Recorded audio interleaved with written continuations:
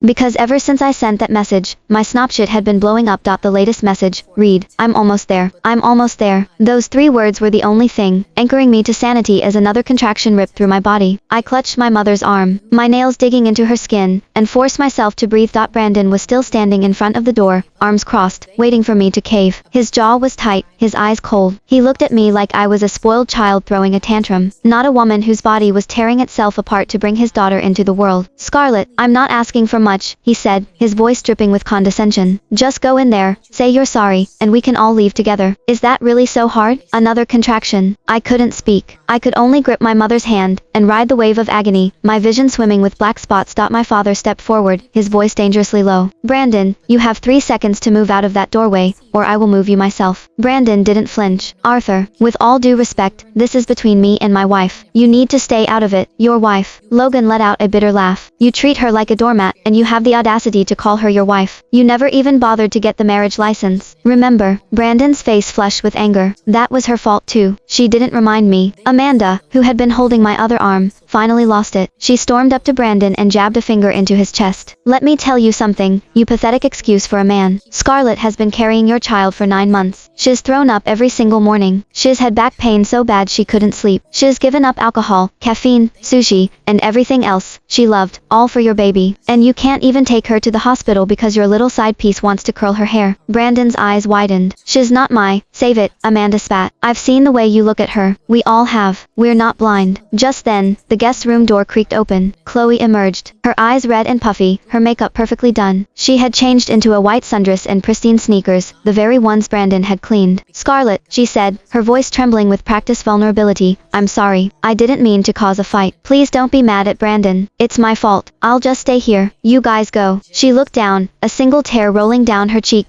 Brandon immediately softened. He walked over to her and put a hand on her shoulder. No, Chloe, you're coming with us. Scarlett just needs to apologize, and then we'll go. I can't ask her to do that, Chloe whispered, shaking her head. She's in pain. Exactly, Brandon said, turning to glare at me. She's in pain, and she's taking it out on you. That's not fair. Something inside me snapped. Or maybe it finally broke free, the part of me that had been suffocating for years, buried under compromises and swallowed pride. You want me to apologize? I said, my voice shockingly steady despite the fire in my abdomen. Fine. I'm sorry, Chloe. I'm sorry I ever trusted you. I'm sorry I thought you were my best friend, when all you've ever done is compete with me, for the attention of a man who doesn't deserve either of us. Chloe's face went pale. Brandon opened his mouth, but I wasn't done. I'm sorry I didn't see it sooner, how you always needed to be the center of attention, how you couldn't stand it when I was happy, how you sabotaged every milestone I ever had. The